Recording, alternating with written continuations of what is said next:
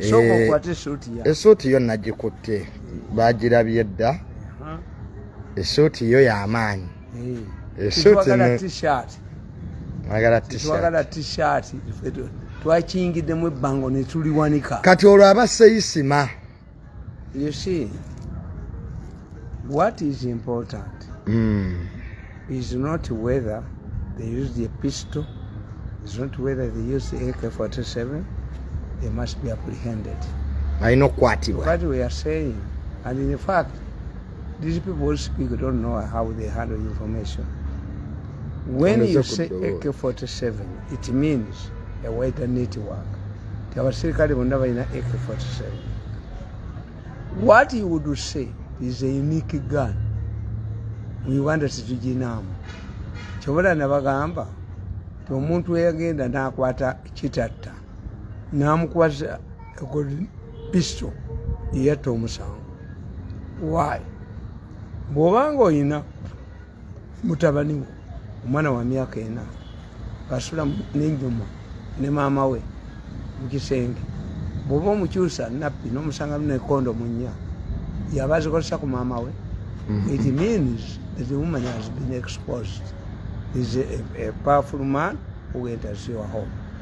Kakati, when you say was killed by a pistol, this is not what we want. What we want, whether AK-47 or a pistol you are narrowing the scope. Yes. Nti aniajina pistol bameka bazina ekitegeeza wetta weka naye abantu bano tebasoma psychology, tebasoma intelligence. 2, let me give you, I open up your minds. Abaana tubakuba ennyuma bwe bati. Waliwo abaana beetaaga okukuba ennyuma. Intelligence ya Uganda yeetaaga kukuba ennyuma. Kubanga mmwe nabaga nti omwana azaalibwa emyezi 9. Naye Abaganda bakuga nti olemereddwa watono ng'azaalira 9. Ate nze sikkiriza nti omwana azaalibwa emyezi 9. Courtship ogitaddemu. Courtship ogitaddemu. Kyobalaba nti mu Uganda bwe mugenda mu banka okugyayo sente tewali asasula okujja kuba hamu. Feasibility study yonna eraga. This is why nti ekizimbe kya Uganda. This is why ekizimbe kya Uganda kidduka emisinde nti azimbeko kalina 2 ezisooka bayingiremu kuba grace period yaki ya myezi 3. You cannot have a bank that gives you a grace period of 6 months. No. Kakati mu Uganda olwokuba ebintu ebibi byonna byakifere. Kakati nze babulya ne mbagamba as nakugamba nti I was smuggled out of Uganda nengenda Romania. I was smuggled off Uganda nengenda mu East Germany.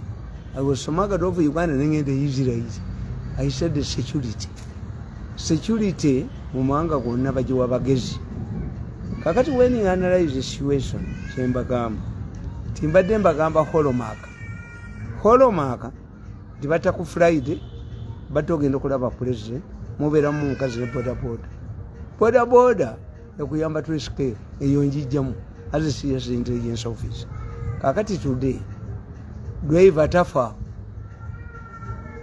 driver wa minister teyafudde ne driver ono teyafudde. That's a holomark. Ne driver wa Isma teyafudde. A holomark. Mu mothers zino empya ba driver tebafa. Kyewuunyisa. Do you know what it means? Nti ababikola tebatya kubalaba. Edda abatemu battanga abantu bonna ne babatta okubuza obujulizi. Yes. Kati ku luno ne driver bamuleka. Kwatu tebalina kye batya. Baagala okugaffe tuli just kubanga omuganda akugamba guluma yaguzza enzikuteruma kundi. Bawulira byenjogera nze abo bonna batta abantu mbamanyi. I can get nabagambye ekintu eki. If you don't produce the real killers, I produce them. Kubanga the issue enanga nebukidde ne new vision. Issue is not how who killed this man with which weapon. Whether you got a panga, whether you got a pistol, whether you got what, you must be apprehended.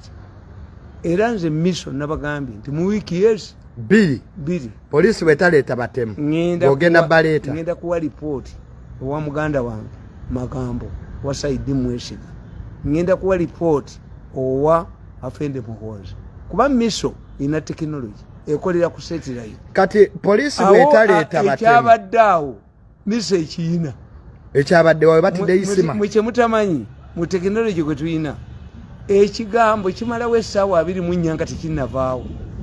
What transpired in that gun miso yabifunye dda and you cannot kill me. Ekyabadde batidde Isma yes gwobiyina anti mu 24 hours ebigambo biremerawo era nabijjeewo. Technology oyo mumanyi Israeli nti omuntu bamutta ekifaananyi kya Mose kibeera ku liiso asembyeyo okutta gwasembyeyo laba kasolaba omuntu ng'amaaso bagajjeemu kitegeezo ya musali tekiniko emmunye z'amaaso ziziraba omuntu asembyeyo era mu mateeka bakugamba the person who knows who killed him or her is the dead. Yabamanyani Amuse yabamanya Amuse kati mu technology gwe tuyina emmunye bazijjako ekyo kituufu bw'olaba omuganda nga asazeemu olulimi nosanga omulambo gwe bajjemu olulimi dasize muganda. Bw'olaba omukazi nga bawe bamuse mu mukebere muno akasolo abeera nako mumugamba bamujjako ebitundu ebyekyamu mukazi we kati tudde ku kya Isma.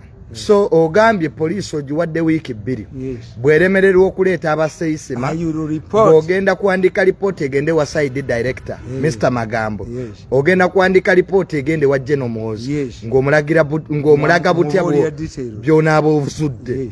Kati abantu kye beebuuza nti lwaki abawagira gavumenti ennaku zino bafa nnyo. No, you don't know. For you don't have a coronary event.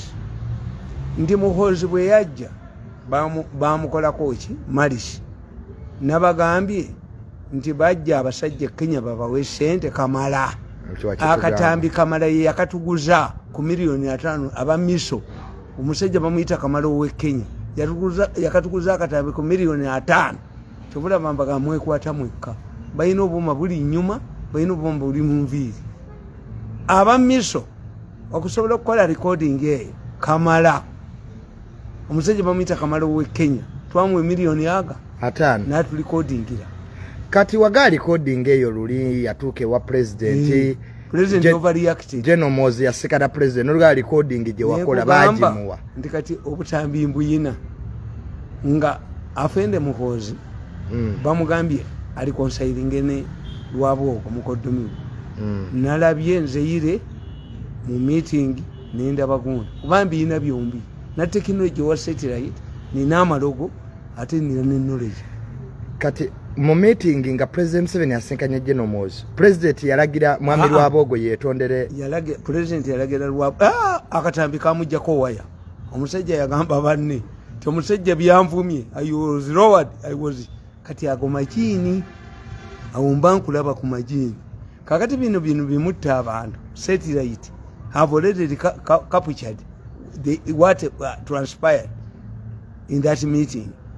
Why is it that this man abasajja ba ADF baba hiringa kuva ku kizinga manyiyo they are hired banzite balabe kubanga meeting zabwe zonna zitegeera kakati what we should do a criminal can do but the government says the wrong arm of the law will get you. That's why I praise Rwanda. Naye muzeeyi abasiraamu bazze babattanga era temulina gwe mukwata Kaweesi bamutta Isma bamuse kati gavumenti yammwe yeerikola ddi. Let me tell you omanyi nti bakamoga bwe baali babavunaana mu kooti babavunaana terrorism is not a serious case. Were they charged with murder? Nabagamba nti bakwata abantu ne Kaweesi ne babatwala e Mombasa ne basisinkana owa Al-Qaeda mu East Africa na Kaweesi n'amubuuza bw'oba njagala okujjayo bakamoga okola ki n'amusaba obukadde bwa $5 babuleetanga mu bbaasi. Kaweesi remained in Mombasa with somebody who is still alive for 5 days. Nenkugamba nti Kaweesi yaleka recorded tape omukazi gwe bagamba babukedde nti Omunyarwanda. Afande Kaweesi nga tannafa ye recording. Yes. Tape n'agirekera omukyalo Omunyarwanda. omukyalo oyo yali mukwano gwennya kuba ababukedde bagamba nti namufunyisa olubuto okimanyi nti bwe bali bamuleeta mu ddwaliro bamukuba amasasi omukumi we bamukuba amasasi ate naye omukyala SFC yemukuma anti kyenkubuulira ababukedde bagala kati muzeeyi linda kati ekyali kikuumisa omukyalo oyo SFC kuba recording eyo omukazi bagenda ewena bamurepinga ganga raping naye nga ate recording agitadde mu nviiri bwobanga oyenda omukazi komukwate ku nviiri omukazi yali ayikwese mu nviiri bamurepinga abasajja nga 10 ng'agitadde mu nviiri nga nze manyi weeri ne tumutwala ekalangala ntumukwekayo aba intelligence ne beefuula ababukedde ne bagamba basule mu nnyanja budduka nenkwata gundi oyo ono yali director wa ISO gundi kaka bajenda kaka yankubira simu ekiro director general ISO nfuna speedboat ne mujjako files walaba munonya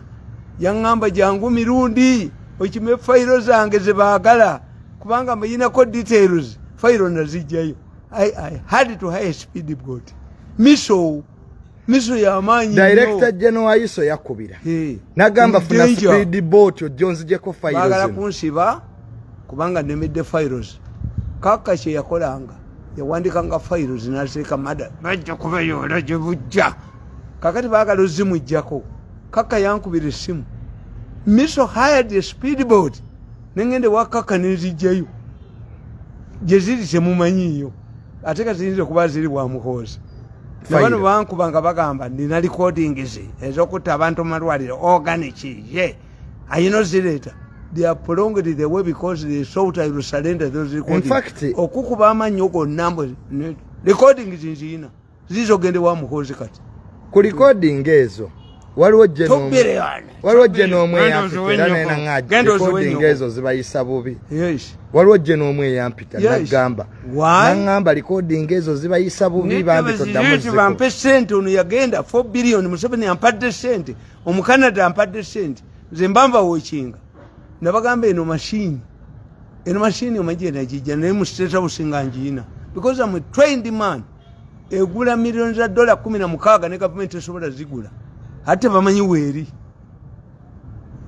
anawe sinza kubulya weeri balumbako kyaki yange nasanga timba nga akwatiddemu omuntu timba mbakubemba male we intelligence kakati I want to tell you what we want, what Ugandans want, what you don't know.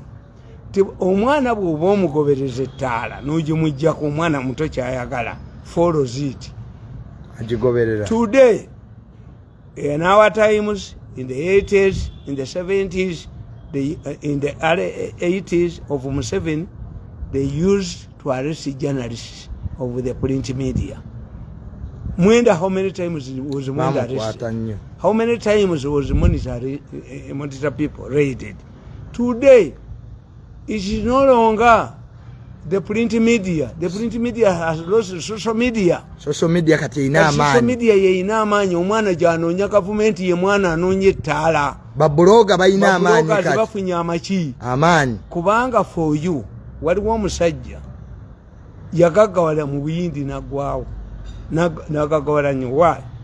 Omusajja alina ka AK-47 mwete mukamanyi. Luwa lupapula bwe luti. AK babuyita batya. AK-14. Okola ka pamphlet. Tuyita ku pamphlet. Njuki yakozesanga pamphlet. Shariat. Yakuba Museveni namukankayi. 2. Munasat one time yavuka pamphlet from a newspaper. Easy onyola bunyozi. Kakati nkugamba.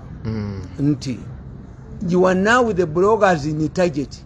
Babloga be bali mu target. Era nkubuulira tokubale batadde abasiyazi kati n'ennyuma eri mu target. That's what they don't know. So babloga bayina amaanyi ku social media be bali mu target. You want to say that the voters in the Ugandans in the diaspora are going to vote. Abanayuga bagenda kulonda new vision. Liraingo nobukedde ekigeza linetteeka eryokuwa abannayuganda ab'ebweru okulonda babloga bagenda fuuka b'amaanyi okwaje bajja information. The new key players are bloggers in politics now. In politics amawulire gaafa Era I tell you. Kati Isma ekyamutisizza lwakuba nti w'amaanyi nnyo tabadde chairman wammwe. Abadde president waffe. Mukimanyi why did omanyi mmwe aba intelligence ya Uganda kye batamanyi kyenkuganya chronological events. What did Isma attend meeting ya Yuso? Gye baatuyitamu Isma tebaamuyita. Why? Yali yaba balondamu. Meeting iso gye yategeka. Yes. Gye twagendamu okutubuulira. What is the involvement of the Speaker of Parliament in the burial? Now why you sent Zishinga? Mbu Speaker mukwano nnyo gwa Isma. Why? Ekyo kye kibuuzo lwaki. Recognizes the role of which the Speaker yawaddeyo miliyoni 10 naye nga ye gundi ye ono Balamu atutte miliyoni 5.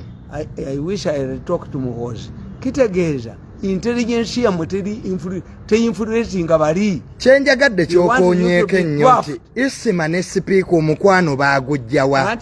The Speaker recognizes the importance of the bloggers because it is danger. Parliament has been attacked. So Speaker abadde yeetaaga nnyo ba bloga. Yes.